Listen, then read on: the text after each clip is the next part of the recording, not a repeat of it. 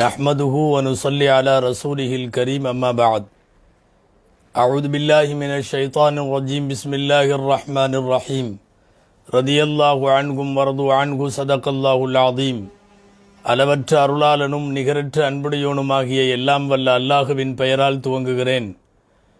நபிகள் நாயகம் முஹம்மதுர் ரசூலுல்லாஹ் ஸல்லல்லாஹு அலைஹி வஸல்லம் அவர்களின் மீதும் பாக்கியங்கள் நிறைந்த அவர்களுடைய உம்மத்தினர், குறிப்பாக இக்காணொளியில் இணைந்திருக்கிற நம் அனைவர் மீதும் எல்லாம் வல்ல அல்லாஹுவின் நல்லருள் என்றென்றும் நிறைவாக உண்டாவதாக. ஆமீன்.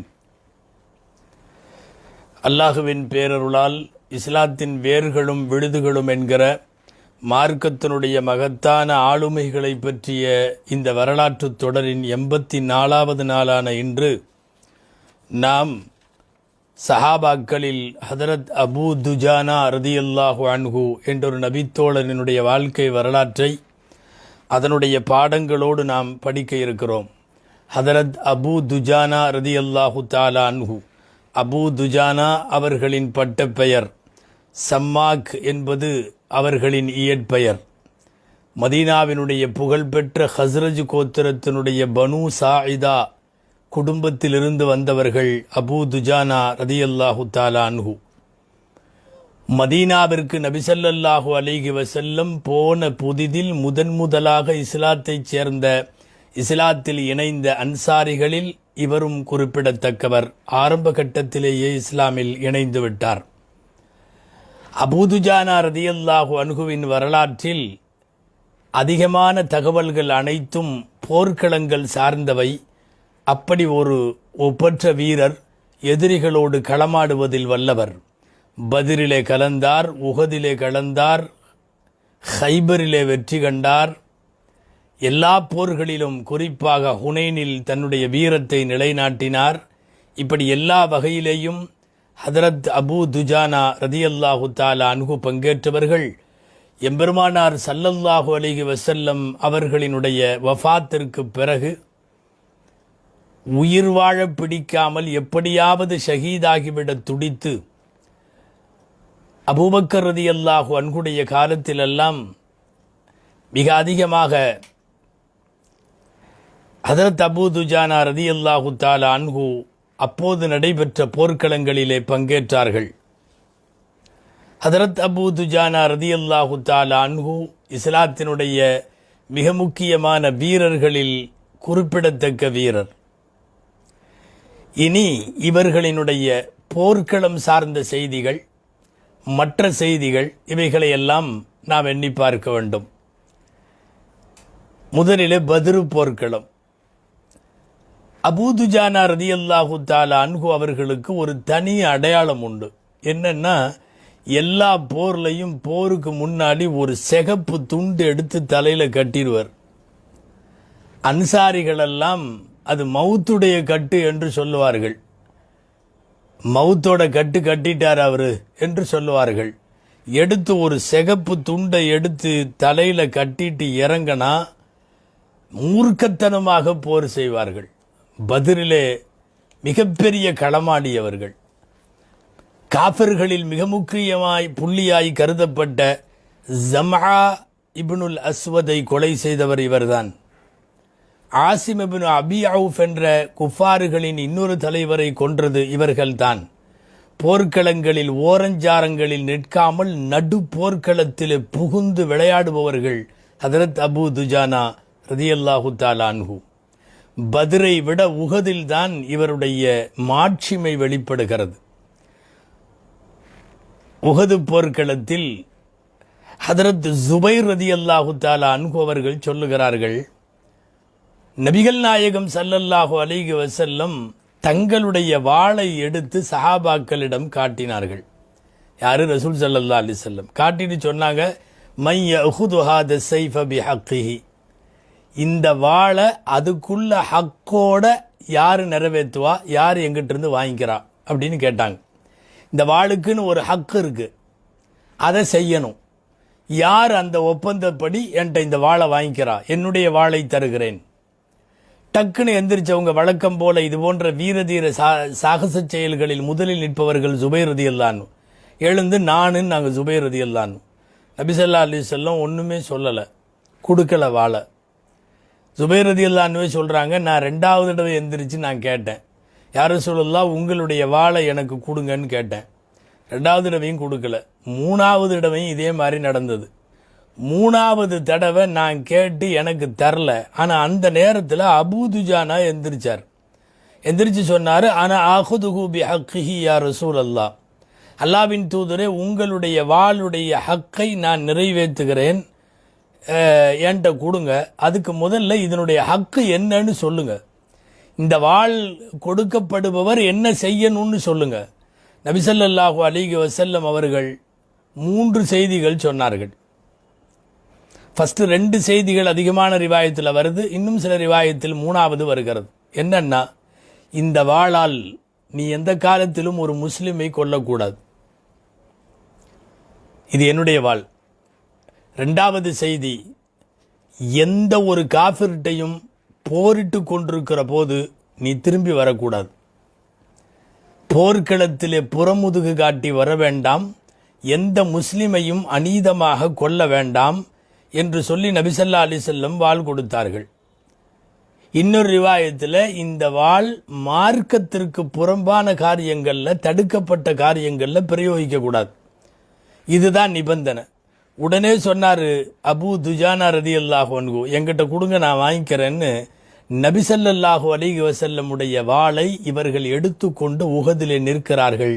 அதனால் தான் நாம் இன்றைக்கு தலைப்பில் அன்னலாரின் வாளேந்தி அபூ துஜானா என்று தலைப்பிட்டிருக்கிறோம். அபூ துஜானா ரலியல்லாஹு தஆலா அன்ஹு வாளை எடுத்துட்டு களம் காண்றாங்க. அந்த நேரத்தில் இந்த அறிவிப்பை சொல்லக்கூடிய ஜுபைர் ரலியல்லாஹு அன்ஹு சொல்கிறாங்க, நம்மள்கிட்ட ரசூலுல்லாஹ் கொடுக்காம வாளை இவர்கிட்ட கொடுத்தாங்க, என்னன்னு பார்க்கலாமே, இவர் எப்படி போர் செய்கிறாருன்னு பார்க்கலாமேன்னு நான் போய் பார்த்தேன். ஃபஸ்ட்டு போர் தொடங்கிறதுக்கு முன்னாடி அவருடைய ஒரு தனி ஸ்டைலு எடுத்து சிகப்பு துண்டை எடுத்து தலையில் கட்டினார்.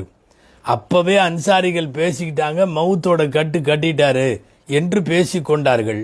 அதுக்கப்புறம் பார்த்தா சஃப்புகளில் போய் எதிரி படைகள் அணிவகுத்து நிற்கிற சஃப்பில் பூந்து பூந்து குதிச்சு குதிச்சு போகிறார். எதிரிகள்கிட்ட நேராக போய் நின்று போர் செய்கிறது வேற, உள்ள பூந்து அவங்க சஃப்பில், எதிரிகளுடைய சஃப்பில் குதிக்கிறார், குதிச்சு குதிச்சு நடந்து போகிறார். ஒரு கற்பனை செய்து பாருங்கள், கையிலே ரசூலுல்லாஹுவின் வாள், மண்டையிலே மரணத்திற்கு அடையாளமான சிவப்பு கட்டு, நடை சாதாரண நடை இல்லை, துள்ளி குதித்து குதித்து நடக்கிற ஒரு விதமான நடை. ரசூலுல்லாஹி ஸல்லல்லாஹு அலைஹி வஸல்லமின் வாளை கையிலே ஏந்தி கொண்டு நடந்தார். சீராக்களை மிக அழகாக சரித்திரங்களை தொகுத்து தருகிற அல்லாமா இப்னு இஸ்ஹாக் அவர்கள் தங்களுடைய சீரத்தை இப்னு இஸ்ஹாக்கில் பதிவு செய்திருக்கிறார்கள்.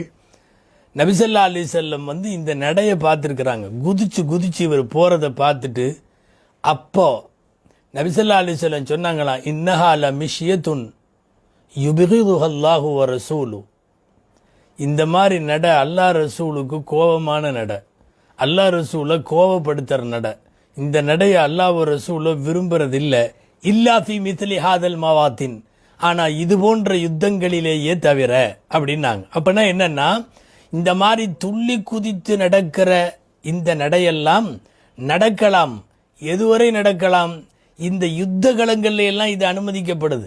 ஏன்னா குர்ஆன்லேயே வருது, சஹாபாக்களை பற்றி லியகீத பிஹுமுல் குஃபார், காஃபிர்களை வெறியேற்றுகிற வேலையை, காஃபிர்களை கோபப்படுத்துகிற வேலைகளை செய்வார்கள்.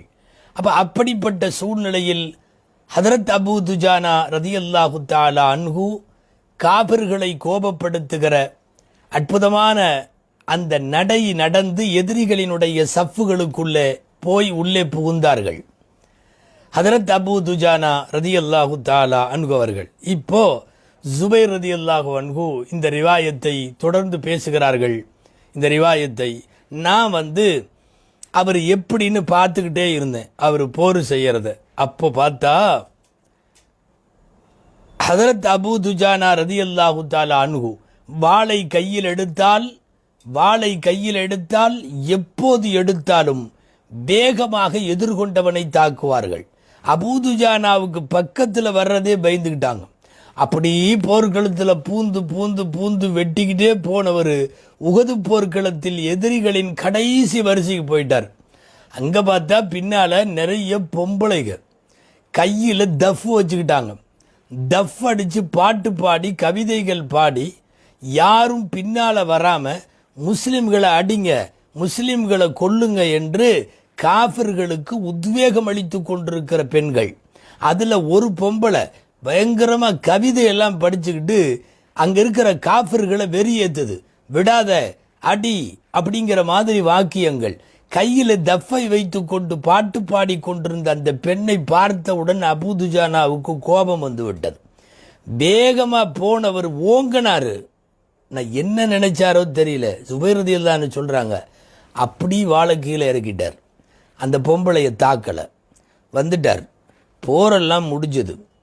நான் அபூ துஜானாட்ட போனேன். போய் நான் கேட்டேன், அபூ துஜானா உங்ககிட்ட ரசூலுல்லாஹ் வாழை கொடுத்தது என்கிட்ட கொடுக்காம நான் நீ என்ன செய்கிறேன்னு கவனிச்சுக்கிட்டே வந்தேன். போர்க்களத்தினுடைய எல்லா செயல்களையும் கவனித்தேன். குல்ல அமலி கத் ரஅய்து, ஆனால் எல்லாமே சிறப்பாக செஞ்ச இந்த வாழை வச்சு ரசூல் ஸல்லல்லாஹு அலைஹி வஸல்லம் சொன்னது போல. ஆனால் ஒன்று மட்டும் எனக்கு புரியல. மிக மோசமாக வார்த்தைகளை சொல்லி முஸ்லிம்களை கொல்ல சொல்லி தூண்டி கொண்டிருந்த ஒரு பெண்ணை மாத்திரம் நேராக போய் அடிக்கிறதுக்கு இது பண்ணிட்டு வெட்டுவதற்கு ஓங்கிவிட்டு கையை தாழ்த்து விட்டாயே, என்ன காரணம் என்று கேட்கிறார்கள் ஜுபைர் ரலியல்லாஹு தஆலா அன்ஹு அவர்கள். அப்போ நபி ஸல்லல்லாஹு அலைஹி வஸல்லம் அவர்களுடைய வாளை பெற்ற அபூ துஜானா சொல்லுகிறார், இன்னி வல்லாஹி அக்ரம்து சைஃப ரசூலில்லா அன் அக்துல பிஹி இம்ரா. நான் அல்லாஹுவின் தூதரின் வாளுக்கு நான் சங்கை செய்ய வேண்டும். அல்லாஹுவின் தூதரின் வாளால் நான் ஒரு பெண்ணை கொல்ல மாட்டேன். காரணம், பல்வேறு போர்க்களங்களிலும் எம்பெருமானார் ஸல்லல்லாஹு அலைஹி வஸல்லம் தவிர்க்க இயலாத நேரங்களில் மாத்திரம், தற்காப்புக்காக மாத்திரம், திணித்த போர்களுக்காக மாத்திரம் ஆயுதம் ஏந்த வேண்டிய சூழ்நிலைக்கு தள்ளப்படுகிற அன்னலாரும் முஸ்லிம்களும், அன்னலார் ஸல்லல்லாஹு அலைஹி வஸல்லம் போர்க்களம் சந்திக்கிற முஸ்லிம்களுக்கு எப்போதும் சொல்லுவார்கள், நீங்கள் வயதானவர்களை கொல்ல வேண்டாம், குழந்தைகளை கொல்ல வேண்டாம், பெண்களை கொல்ல வேண்டாம், உங்களோடு வம்புக்கு நிற்காத பொதுமக்களை கொல்ல வேண்டாம், மரங்களை வெட்ட வேண்டாம். இதுவெல்லாம் போரியல் தந்திரம் அதிகம் படித்த பெருமானார் ஸல்லல்லாஹு அலைஹி வஸல்லம் அவர்கள் போர்க்கள ஒழுங்குகளாய் சொல்லி தந்தவை. அந்த அன்னலாருடைய வாளையே வைத்து ஒரு பெண்ணை கொல்லுதல் என்பது அந்த வாளுக்கு நீங்காத ஒரு இழுக்கை, அவமானத்தை ஏற்படுத்திவிடும் என்பதால் கையை கோபத்தில் ஓங்கிய அபூ துஜானா அந்த வாளை கீழே வைத்ததிலிருந்தே நமக்கு புரிகிறது நபிகள் நாயகம் ஸல்லல்லாஹு அலைஹி வஸல்லம் எதனால் இவர்கள் கையிலே வாள் கொடுத்தார்கள் என்று பார்க்கிறோம். ஹதரத் அபூ துஜானா ரலியல்லாஹு தஆலா அன்ஹு இதே உஹது போர்க்களத்தில் ஒரு கட்டத்தில் எதிரிகள் மிகைத்து பெருமானாரை சுற்றி வளைத்து விட்டார்கள். நாம் இதற்கு முந்தைய தொடர்களிலும் சொல்லி இருக்கிறோம், நாயகம் உஹது போரில் தாக்கப்பட்டார்கள். ஒரு கட்டத்தில் எதிரிகள் சுற்றி நின்ற போது நபிகள் ஸல்லல்லாஹு அலைஹி வஸல்லத்தினுடைய முதுகு இருக்கும் இடத்தில் போய் இப்படி நின்று கொண்டார்கள், சிலுவையில் அறைந்ததை போல. அதாவது யாராவது அம்பு விட்டால் அபூ துஜானாவின் முதுகிலே படுமே தவிர ரசூலின் முதுகிலே படாது. ரசூலுடைய உடம்போடு போய் இவருடைய உடம்பை ஒட்டி முதுகை காட்டி கொண்டு நின்றிருக்கிறார். கதாதா ரலியல்லாஹு அன்ஹு அவர்கள் பிரபலமான நபித்தோழர் அறிவிக்கிறார்கள், ரசூலின் முதுகு இவரின் முதுகாக மாறிவிட்டது. எக்கச்சக்கமான அம்புகளை அபூ துஜானாவினுடைய முதுகு அன்றைக்கு வாங்கியது என்று அந்த போர்க்கள சூழ்நிலையை சொல்லுகிறார்கள் கதாதா ரலியல்லாஹு அன்ஹு. அன்னலாரின் மேல் எப்படி வார்த்தைகள் அல்ல செயலில் உயிரினும் மேலாக பிரியம் வைத்திருந்தால் அத்தனை அம்புகளையும் பெருமானாரின் முதுகில் ஒரு அம்பு கூட படாமல் தன் முதுகை வாங்கியிருப்பார்கள். உஹது முடிந்ததற்கு பிறகு எல்லாம் வீடுகளுக்கு போகிறார்கள். அண்ணல் நபி ஸல்லல்லாஹு அலைஹி வஸல்லம் தாக்கப்பட்டிருக்கிறார்கள். அலி ரலியல்லாஹு அன்ஹு வீட்டுக்கு போறாங்க. ஃபாத்திமா ரலியல்லாஹு அன்ஹா ரசூலின் முகத்திலே இருக்கிற இரத்தத்தை கழுவி அதற்கு மருந்திடுவதற்கான வேலையில இருக்கிற போது உள்ளே நுழைந்தார்கள் அலி ரலியல்லாஹு அன்ஹு. ஃபாத்திமா ரலியல்லாஹு அன்ஹாட்ட சொன்னாங்க, இந்தா இந்த வாழைப்பிடி, இன்னைக்கு இந்த வாழை வச்சு ரொம்ப அழகாக போர் செஞ்சுட்டு வந்துட்டேன் அப்படின்னு நபி அலி ரலியல்லாஹு தஆலா அன்ஹு சொன்னாங்க. இதை கேட்ட நபி ஸல்லல்லாஹு அலைஹி வஸல்லம் சொன்னாங்க, நீ மட்டுமல்ல, இன்றைக்கு மிகப்பெரிய அளவில் போர்க்களத்தில் பங்காற்றியவர்கள் சஹ்ல் இப்னு ஹுனைஃப், ஆசிம் இப்னு சாபித், ஹாரிஸ், அபூ துஜானா. ரசூல் ஸல்லல்லாஹு அலைஹி வஸல்லம் அபூ துஜானாவின் பெயரை மிக நன்றாக போர் செய்தவர், போர்க்களத்தில் பெரும்பங்காற்றியவர் என்று அலி ரலியல்லாஹு அன்ஹுவுக்கு முன்னாலே நபிகள் நாயகம் ஸல்லல்லாஹு அலைஹி வஸல்லம் சொல்லுகிறார்கள். போரெல்லாம் முடிந்ததற்கு பிறகு, உஹது போரெல்லாம் முடிஞ்சிருச்சு, ஒரு நாள் உட்காந்து எல்லாரும் பேசிகிட்டு இருக்கிறாங்க. உஹதில் இவங்களுக்கு நடந்த அனுபவத்தை, நான் அவரை வெட்ட போனேன், இவரை குத்த போனேன், அவர் என்னை அடிக்க வந்தார், இப்படியெல்லாம் போர்க்கள நினைவுகளை பேசுவாங்க இல்லையா, எல்லாம் பேசிகிட்டு இருக்கிறாங்க. ரசூலுல்லாஹும் இருக்கிறாங்க. தல்ஹா மட்டும் அமைதியாக இருக்கார், எதுவும் பேசலை. தல்ஹா ரலியல்லாஹு. அடுத்து அபூ துஜானாவும் எதுவும் பேசலை. சொல்லப்போனால் இவங்க 2 பேரும் தான் பயங்கரமாக களமாடியவர்கள். அல்லாஹு அக்பர். உயிரை பணயம் வைத்து போர்க்களத்தில் நின்றவர்கள். ஆனால் எதுவுமே பேசலை இவங்க 2 பேரும்.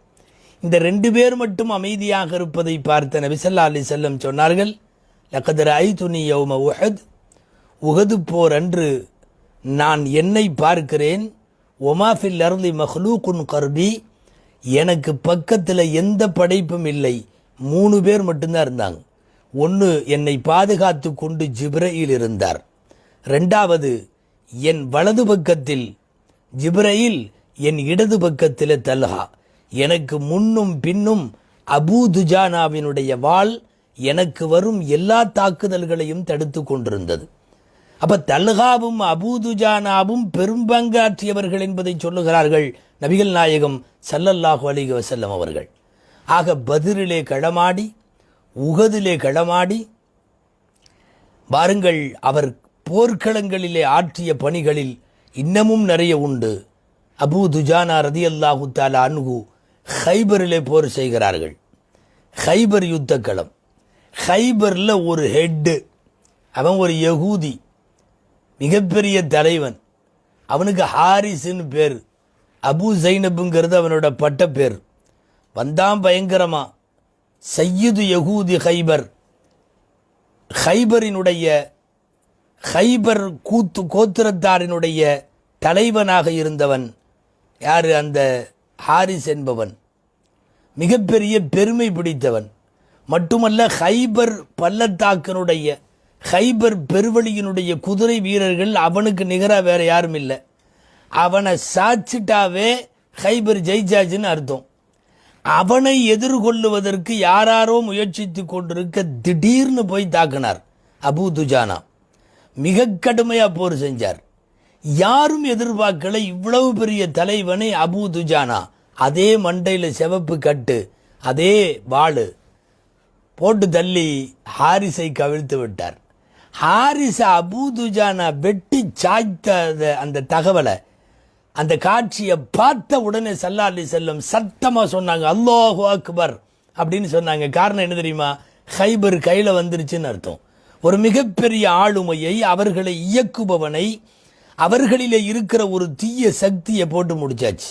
அபூ துஜானாவால் தான் ஹைபர் வெற்றிக்கு வித்திடப்பட்டது, அல்லது ஹைபர் வெற்றியின் துவக்க நிலையை எழுதப்பட்டது என்று சொன்னால் அது மிக இல்லை.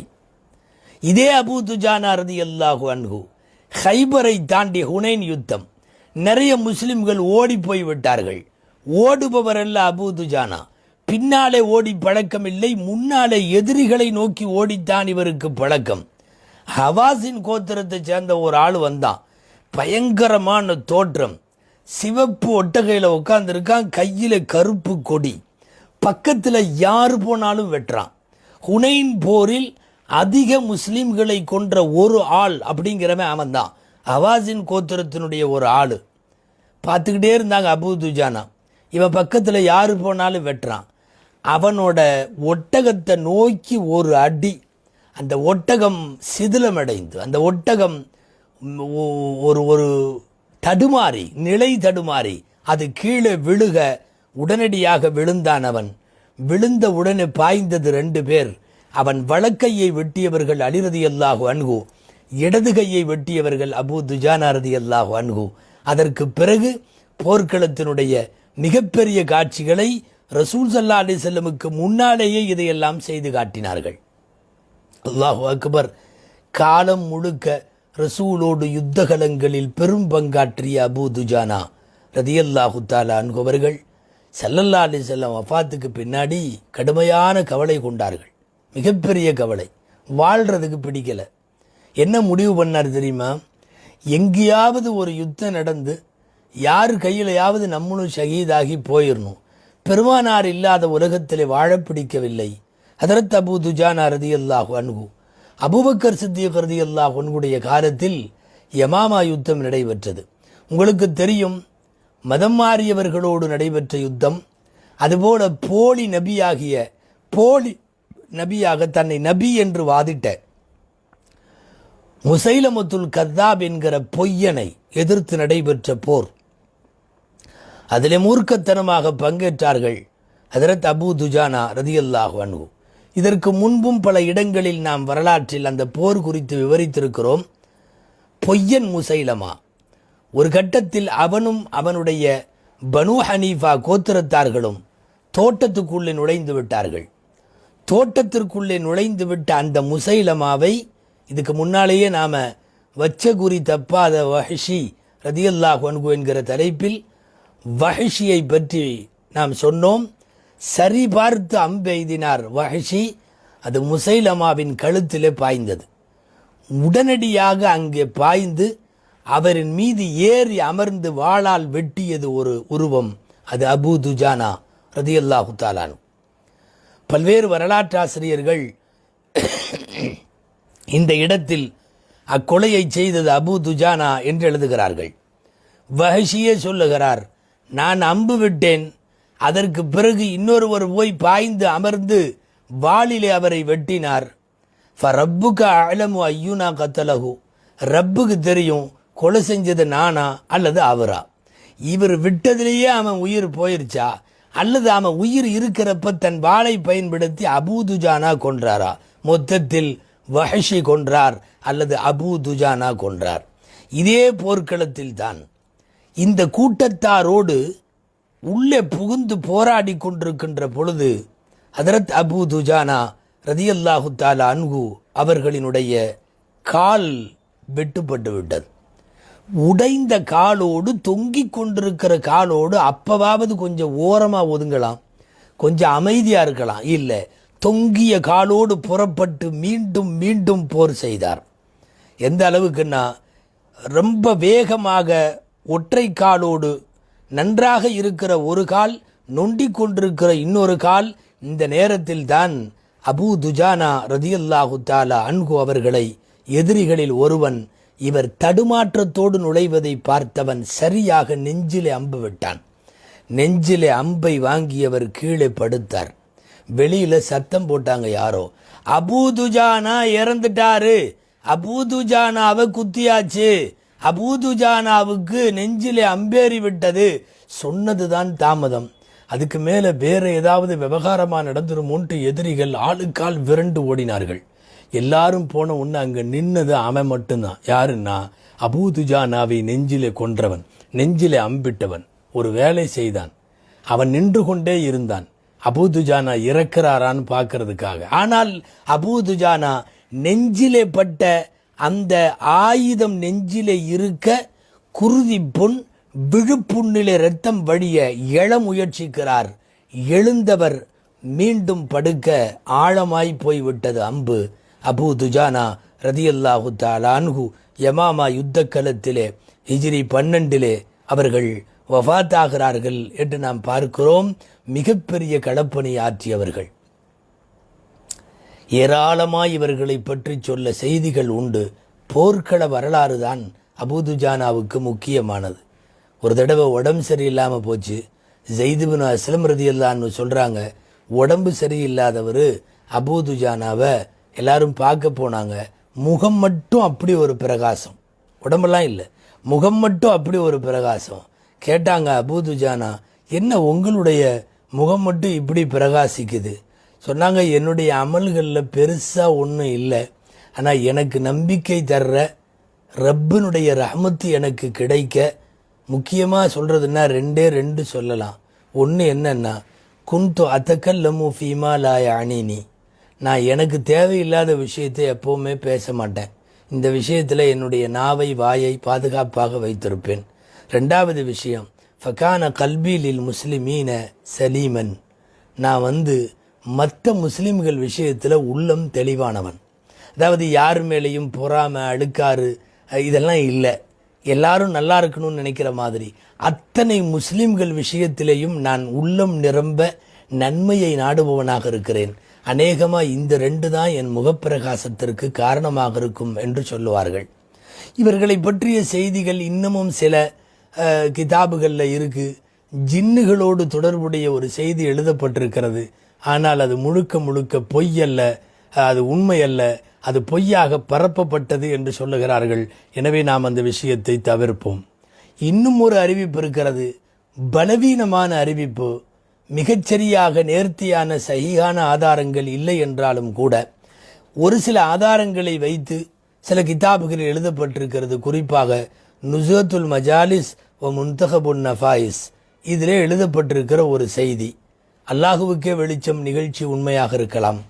அபூதுஜானா ரதியல்லாஹு தஆலா அன்ஹு அவர்கள் நபி ஸல்லல்லாஹு அலைஹி வஸல்லமுடைய காலத்தில் ஃபஜ்ரு தொழுகைக்கு கரெக்டாக பள்ளிக்கு வந்துடுவாங்க. ஆனால் சலாம் கொடுத்த உடனே வேகமாக வெளியேறிடுவாங்க. அதுக்கப்புறம் ஏதாவது திக்ருகளோ துவாவோ எதுலேயும் பங்கேற்க மாட்டாங்க. நபி ஸல்லல்லாஹு அலைஹி வஸல்லம் ஒரு தடவை ஏன் இப்படி போகிறீங்கன்னு கேட்டப்போ ஹஜ்ரத் அபூதுஜானா ரதியல்லாஹு அன்ஹு சொன்னாங்க, எனக்கு பக்கத்து வீடு ஒரு யூதருடைய வீடு, யகூதியுடைய வீடு. அவருக்கு ஒரு பேரீச்சம்பழ மரம் இருக்கிறது. இரவு நேரத்தில் காற்றடித்தால் அந்த பழங்கள் என் வீட்டு வாசலிலே வந்துதான் விழுந்திருக்கும். அந்த பழங்கள் எனக்கு சொந்தமானவை அல்ல, என் பக்கத்து வீட்டு யூதனுக்கு சொந்தமானது. இப்போ இரவு நேரத்தில் காற்றடிப்பதில் நான் காலை ஃபஜ்ரிலே போவதற்கு முன்னால் என் பிள்ளைகள் எழுந்து அந்த பேரிச்சம்பழத்தை எல்லாம் சாப்பிடக்கூடாது. அது அடுத்தவர்களுடைய அனுமதி இல்லாமல் அது ஹராமான பொருள். எனவே நான் குழந்தைகள் முழிப்பதற்கு முன்னால் வேகமாக வீட்டுக்கு போய் அந்த பழத்தை எல்லாம் எடுத்து பக்கத்து செவுத்தை தாண்டி யகூதியுடைய வீட்டில் வாசலில் நான் போட்டுருவேன். என்னுடைய பிள்ளைகள் வாயிலே எதையும் போடாமல் பார்த்து கொள்வேன். ஒருவேளை என்றைக்காவது போட்டு விட்டால் கூட வாயை குடைந்து எடுத்து விடுவேன். சில நேரம் என் குழந்தைகள்கிட்ட நான் கேட்பேன், திருடனாக உன் தகப்பன் அல்லாவை சந்திக்க வேண்டுமா? நீ எதற்கு இப்படி சாப்பிடுகிறாய்? அவர்களின் மரத்து பழமாயிற்றே என்று சொல்லுவேன். இதுதான் நான் நேரத்தில் போறதுக்கு காரணம். நபி ஸல்லல்லாஹு அலைஹி வஸல்லம் அவர்கள் அந்த தோட்டக்காரர் யகூதியை கூப்பிட்டு அந்த மரத்தையே வாங்கி இவருக்கு அன்பளிப்பு செய்யறதுக்காக விலைக்கு கேட்டாங்க. மறுமையை நம்பியவன் கொடுத்து விடுவான். யகூதி கொடுப்பானா? முனாஃபிக்கு கொடுப்பானா? நீ இந்த ஒரு மரத்தை கொடு, இதற்கு பதிலாய் உனக்கு சுவனத்திலே 10 மரங்கள். அவன் தெளிவாக பதில் சொன்னான், காணாத ஒன்றிற்காக கண்ணிலே காணும் ஒன்றை விற்க முடியாது என்றான். தெளிவாக தெரிகிற மரம், இதற்கு பதிலாக நீங்களும் கண்ணாலே தெரிகிற எதையாவது பொருளை கொடுத்தால் பரவாயில்லை, சுவனத்தின் மரங்கள் என்றல்லவா சொல்லுகிறீர்கள் என்று நகர்ந்து கொண்டான். அபூபக்கர் ரலியல்லாஹு அன்ஹு இதை பார்த்தவர்கள் முன் வந்தார்கள். எனக்கு இன்னொரு இடத்துல இதே ஊரில் 10 மரம் இருக்கு, அதை நீ வச்சுக்கோ, இந்த மரத்தை கொடு என்று கேட்டார்கள். சந்தோஷப்பட்டு விட்டான். எக்கச்சக்கமான விலை அல்லவா ஒரு மரத்திற்கு, சிட்டியில் முக்கியமான இடத்துல இருக்கிற 10 மரம். உடனே சரி என்று சொல்லிவிட்டான். விலைக்கு வாங்கி விட்டார்கள் அபூபக்கர் ரலியல்லாஹு தஆலா அன்ஹு அவர்கள். ஆனால் போனவன் அந்த யகூதி வீட்டின் மனைவி இடத்திலே சொன்னான், இந்த மரத்தை 10 மரத்துக்கு பகரமா நான் அபூபக்கருக்கு வித்துட்டேன் என்று சொன்னபோது கூடவே அவனுடைய ஏமாற்று வேலையும் சொன்னான். வீடு நம்மளுது, மரம் வேணா வித்திருக்கலாம், அதனால இந்த பக்கத்து வீட்டுக்காரனுக்கு நாம முழுசா கொடுக்க வேண்டியதில்லை, ஏதாவது கொஞ்சத்தை கொடுப்போம் என்று அவனும் அவன் மனைவியும் ஏமாற்றும் ஒரு தந்திர திட்டத்தை இரவிலே பேசி கொண்டிருக்க காலையிலே கண்விழித்து பார்க்கிறார்கள். இந்த வீட்டில் இருந்த மரம் அந்த வீட்டுக்கு மாற்றப்பட்டு விட்டது. அபூதுஜானாவினுடைய வீட்டிலே அந்த மரம் அல்லாஹுவின் ஏற்பாட்டால் நிறுவப்பட்டது என்கிற இந்த வரலாறு பல்வேறு நபர்கள் இதை பலவீனம் என்று பல கிதாபுகளில் மறுத்திருந்தாலும் பல கிதாபுகளில் இது உண்மை என்று பதிவும் செய்திருக்கிறார்கள். அல்லாஹுவுக்கே வெளிச்சம். அப்படியும் இது போன்ற கராமத்துகளை பெறுவதற்கு தகுதியான நபர்தான் அபூதுஜானா. போர்க்களங்களில் களமாடி பார்ப்பதற்கு அமைதியாக இருந்து ஆக ஃபகீராக இருந்தவர். ஏழையாக இருந்தவர். ஆனால் அல்லாஹுவிடத்திலே இவர் போல் செல்வந்தர்கள் யாரும் இல்லை. மிகப்பெரிய அந்தஸ்துகளை உடைய அபூ துஜானா ரதியல்லாஹு தஆலா அன்ஹு மரணத்தை அஞ்சாமல் களம் கண்டு குஃபாறுகளோடு காலமெல்லாம் போராடிய இந்த பெருமகனை அல்லாஹ் நபிகள் நாயகம் ஸல்லல்லாஹு அலைஹி வஸல்லம் அவர்களோடு உயர் சுவனபதிகளில் அல்லாஹ் உலாவரச் செய்வானாக. ஆமீன். வஆகிர் தஅவானா அனில் ஹம்துலில்லாஹி ரப்பில் ஆலமீன். அஸ்ஸலாமு அலைக்கும் வரஹ்மத்துல்லாஹி வபரகாத்துஹு.